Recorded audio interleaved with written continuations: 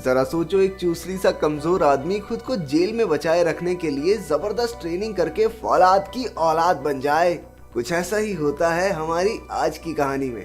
कहानी की शुरुआत में हम स्टैन मिंटन नाम के एक धोखेबाज प्रॉपर्टी डीलर को देखते हैं जिसके पास अंधा पैसा और उसे बहुत प्यार करने वाली एक खूबसूरत बीवी है। स्टैन अक्सर लोगों को फुद्दू बनाकर उन्हें सस्ती जमीनें महंगे दामों पर बेचता था और ऐसे ही लोगों को पागल बनाकर वो धीरे धीरे इतना अमीर हो गया। लेकिन एक दिन उसे धोखाधड़ी के चक्कर में पुलिस ने पकड़ लिया। उस पर मुकदमा चला और जज ने उसे 3 साल कैद की सजा सुनाई। जेल जाने से बचने के लिए उसने अपने वकील को जज को घूस देने को कहा। क्योंकि उसके खिलाफ काफी सबूत थे तो जज उसे बाइज्जत बरी तो नहीं कर सकता था। उसने स्टैन को 6 महीने का समय दिया कि वो अपने सारे अधूरे काम निपटा ले, लेकिन उसके बाद उसे जेल जाना ही होगा। वकील ने स्टैन को सलाह दी कि इन 6 महीनों में सारे पैसे लेके किसी और देश में भाग जाओ, लेकिन उसका सारा पैसा बैंक ने फ्रीज कर दिया था। तो अब स्टैन के पास 6 महीने डर में गुजारने के अलावा कोई चारा नहीं था। एक दिन उसकी पत्नी मिंडी ने कहा कि वो एक बच्चा चाहती है ताकि स्टैन के जेल में जाने के बाद उसे अकेलापन महसूस ना हो। लेकिन स्टैन को बच्चे बिल्कुल पसंद नहीं थे, तो वो कहने लगा कि क्या फायदा, जब मैं वापस आऊंगा फिर कहाँ फेंकेंगे उसे। बच्चा परमानेंट होता है, उसके पिछवाड़े पे मार के भगा नहीं सकते उसे कि चल भाई अपना देख ले। ये सुनते ही मिंडी गुस्से में बाहर चली गई और स्टैन शराब पीने निकल गया। वहाँ उसे एक आदमी दिखा जिसने जेल वाला टैटू बना रखा था। उसने जेल के बारे में और जानने के लिए आदमी को $100 दिए। आदमी ने उसे बताया कि जेल के गार्ड्स को कैदियों और उनकी लड़ाइयों से कोई फर्क नहीं पड़ता। उसने स्टैन के नाजुक बदन को देखकर कहा कि तू कहाँ जा रहा है जेल में, दिन रात गुलू गुलू करेंगे तेरे साथ और कोई नहीं आएगा बचाने। उसने सलाह दी कि थोड़ा खूंखार दिखने के लिए टैटू बनवा ले शरीर पे। इस बात पर स्टैन कहने लगा, है ना टैटू, ये देख। दरअसल स्टैन ने अपनी माँ का टैटू बनवाया हुआ था जिससे वो खूंखार तो बिल्कुल भी नहीं लग रहा था। इसके बाद उस आदमी ने कहा कि अगर स्टैन जेल में सुरक्षित रहना चाहता है तो पहले ही दिन जाकर वहाँ के सबसे तगड़े कैदी को ढेर कर दे। इससे उसका दबदबा बन जाएगा और कोई उसके आसपास आने के बारे में सोचेगा भी नहीं। लेकिन अपने 1.5 फुटे कमजोर शरीर के साथ वो ऐसा कैसे करेगा ये तो भगवान ही जाने।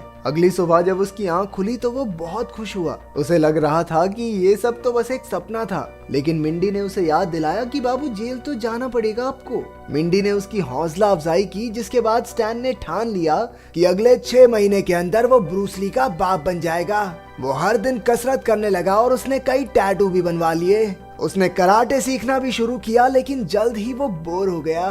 पापा, इसका कुछ नहीं हो सकता। उसने टीचर को ही चुनौती दे डाली और कुछ बच्चों के साथ उसकी हाथापाई हो गई, जिस वजह से उसे धक्के मारकर बाहर फेंक दिया गया। तब उसकी मुलाकात हुई एक बूढ़े आदमी से जिसका नाम है दी मास्टर। उसने दीवार में एक मुक्का मारकर ही छेद कर दिया, जिससे स्टैन के तो होश उड़ गए। जेल जाने से पहले अगर वो फौलाद की औलाद बनना चाहता है तो स्टैन के पास मास्टर से सीखने के अलावा कोई चारा नहीं था। इसलिए वो उसे अपने साथ घर ले गया। लेकिन ये बात मिंडी को कुछ खास पसंद नहीं आई। ट्रेनिंग के पहले दिन ही मास्टर ने सुबह 5 बजे स्टैन के मुंह पर खून डालकर उसे जगा दिया। फिर मास्टर ने मिंडी को अजीबोगरीब जानवरों का जूस बनाकर स्टैन को देने को कहा। मास्टर के सिखाने के तरीके बिल्कुल अलग थे। कभी वो स्टैन को आग लगी हुई लकड़ी से पीटता तो कभी नाजुक जगहों पर चिमटियां लगाकर लटका देता। खाने में भी बेचारे स्टैन को सांप और बिच्छू ही मिलते थे। मिंडी अब मास्टर से तंग आ चुकी थी, इसलिए उसने स्टैन से कहा कि वो मास्टर को भगा दे यहाँ से।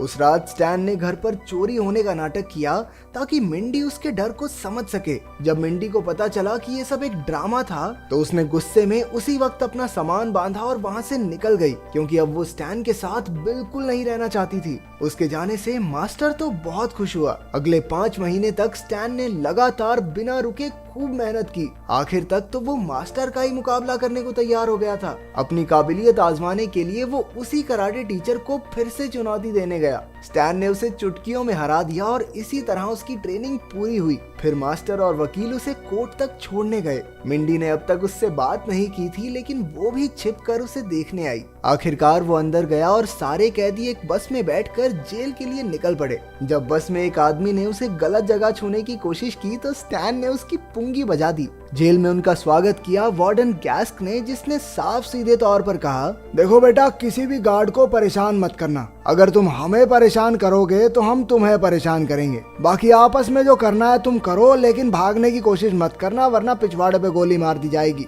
ठीक है? कैदियों की चेकिंग के दौरान उन्हें अपने पूरे कपड़े उतारने को कहा गया, लेकिन जब स्टैन की बारी आई तो उसका पिछवाड़ा देखकर सारे गार्ड्स डर गए। इसके बाद स्टैन अपने कमरे में गया जहां उसे लैरी नाम के एक आदमी के साथ रहना था। स्टैन ने धमकाकर लैरी को नीचे का बेड लेने को कहा। बाद में लैरी ने उसे जेल की अलग अलग गैंग्स के बारे में बताया। वहाँ का सबसे खूंखार कैदी था बिग रेमंड। वो अपने से कमजोर कैदियों के साथ गुलू गुलू करने के लिए बहुत बदनाम था। रेमंड एक कैदी को धमका रहा था कि स्टैन ने उसे सबके सामने चुनौती दे दी। दोनों में हाथापाई शुरू हो गई और स्टैन ने मास्टर की सिखाई हुई तकनीक से एक एक करके उसकी सारी उंगलियां तोड़ डाली। लड़ाई के दौरान उसने न सिर्फ रेमंड को बुरी तरह हराया बल्कि उसे सबके सामने शर्मिंदा भी कर दिया। उसकी काबिलियत देखकर एक ग्रुप के लीडर ने उससे दोस्ती का हाथ बढ़ाया, लेकिन उसको तो स्टैन ने बिना ही बात के पेल दिया। इसके बाद रेमंड का बदला लेने के लिए उसकी गैंग वालों ने मिलकर स्टैन पर हमला कर दिया, लेकिन उसने अकेले ही मजे लेकर सबको पीट दिया। गार्ड्स दूर खड़े ये सारा तमाशा देखते रहे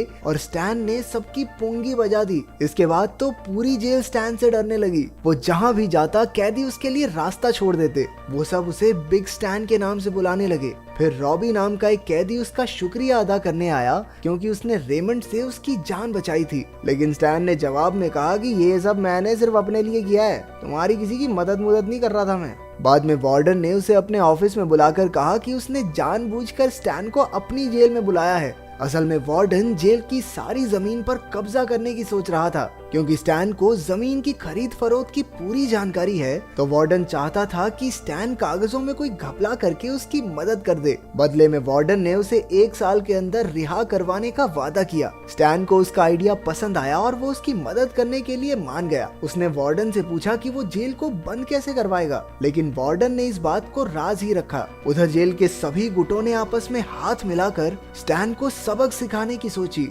एक दिन पैटरसन ने उस पर चाकू से हमला कर दिया जो उसने ब्लेड और ब्रश से बनाया था। बदले में स्टैन ने भी अपने साबुन से बने ननचक्स निकाले और पैटरसन के छक्के छुड़ा दिए। स्टैन को अपनी बीवी की बहुत याद आ रही थी, तो उसने वकील से मिंडी के बारे में पूछा। वकील ने कहा कि मिंडी ने अब तक तलाक के कागज तो नहीं भेजे हैं, मतलब अभी भी चांस है। इसके बाद स्टैन ने वार्डन का काम शुरू कर दिया। फिर उसकी मुलाकात डैंग नाम के गैंगस्टर से हुई जो जेल पर कब्जा करने में वार्डन की मदद कर रहा था। स्टैन ने उनकी बातें सुन ली और उसे पता चला कि वो कैदियों को आपस में लड़वा कर उन पर अंधाधुंध गोलियां चलाने की फिराक में है। इतना बड़ा कांड होने के बाद सरकार को ये जेल बंद करनी ही पड़ेगी। स्टैन ने सोच लिया कि वो सभी कैदियों की जान बचाकर रहेगा, फिर चाहे वो उसके खून के प्यासे ही क्यों ना हो। अगले दिन उसने सबको इकट्ठा करके कुछ नियम कानून बनाए। पहले तो उसने सारी फाइटिंग मूवीज और गेम्स को हटा दिया क्योंकि वो कैदियों पर बुरा असर डाल रही थी। इसके बाद उसने साफ कर दिया कि कोई भी किसी के साथ जबरदस्ती करने की कोशिश नहीं करेगा,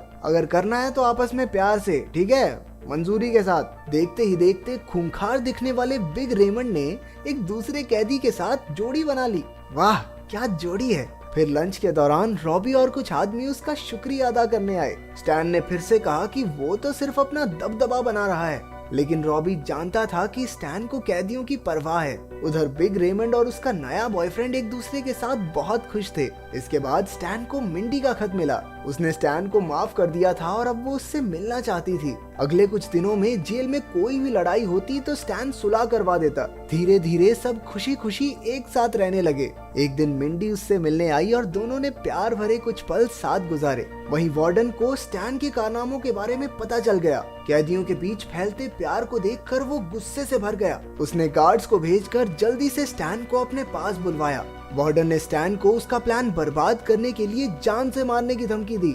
ऊपर से अगर वार्डन चाहता तो स्टैन की सजा को बढ़वा भी सकता था। स्टैन ने अगले दिन अपने वकील से पूछा कि क्या करना चाहिए। वकील ने उसे समझाया कि जेल में वार्डन से ऊपर कोई नहीं होता, अगर उसने पूरी रिपोर्ट दे दी ना तो जेल से कभी नहीं निकल पाएगा। इसके बाद स्टैन ने जाकर सभी कैदियों को कह दिया कि अपनी लड़ाइयाँ खुद सुलटाओ भाई, और अब से मेरा बनाया हुआ कोई रूल मानने की जरूरत नहीं है। उसकी ये बात सुनते ही फिर से लड़ाइयाँ शुरू हो गई। रॉबी ने स्टैन से बात करने की कोशिश की, लेकिन स्टैन ने टेबल से उसका खाना गिराकर उसे भगा दिया। अब तो लैरी को भी स्टैन की हरकतों पर गुस्सा आ गया, लेकिन स्टैन ने उसे रोककर धीरे से कहा कि दोपहर के समय लोहे की तारों से दूर रहे। लैरी को एहसास हुआ कि स्टैन को जबरदस्ती कुछ करने के लिए मजबूर किया जा रहा है, इसलिए लैरी ने सारे कैदियों को चौकन्ना कर दिया और सब मिलकर कुछ तरकीब लगाने लगे। उधर वार्डन ने स्टैन को बड़े अफसरों से मिलवाया ताकि उसकी रिहाई जल्दी हो सके। वार्डन चाहता था कि जेल के बाकी अफसरों के सामने ही कैदियों में भयंकर लड़ाई हो जाए।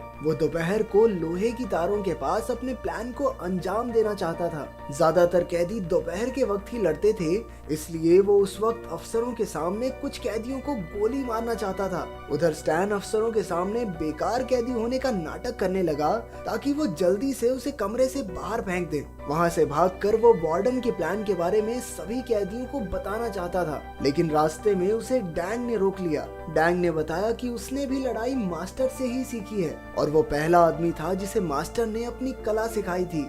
दोनों में जबरदस्त लड़ाई शुरू हो गई और डैंग स्टैन पर भारी पड़ रहा था, लेकिन आखिर में स्टैन ने जबरदस्त तरीके से उसे चित कर दिया। उधर सारे कैदी अब हथियार लेकर इकट्ठा हो चुके थे। गार्ड्स भी उन पर गोलियां चलाने को पूरी तरह तैयार थे, लेकिन ये क्या, कैदियों ने तो मैक्सिकन गानों पर नाचना गाना शुरू कर दिया। गुस्से में आकर वार्डन ने बंदूक से अंधाधुंध गोलियां बरसा दी। सभी अफसरों ने उसे बिना बात कैदियों पर गोलियां चलाते देखा। अब उसका जेल में जाना तो तय था, लेकिन जाने से पहले वार्डन स्टैन को जान से मारना चाहता था। अचानक ऐन वक्त पर मिंडी ने उसकी जान बचा ली। पता चलता है कि वो भी पिछले 6 महीनों से मास्टर से ट्रेनिंग ले रही थी। इस घटना के 3 साल बाद स्टैन की रिहाई हो गई। बाकी कैदियों ने उसे अलविदा कहा और पैटरसन ने तो उसका टैटू तक बनवा लिया था। मिंडी और मास्टर उसे उनकी 3 साल की बच्ची के साथ घर ले जाने आए और इसके बाद सब खुशी खुशी रहने लगे।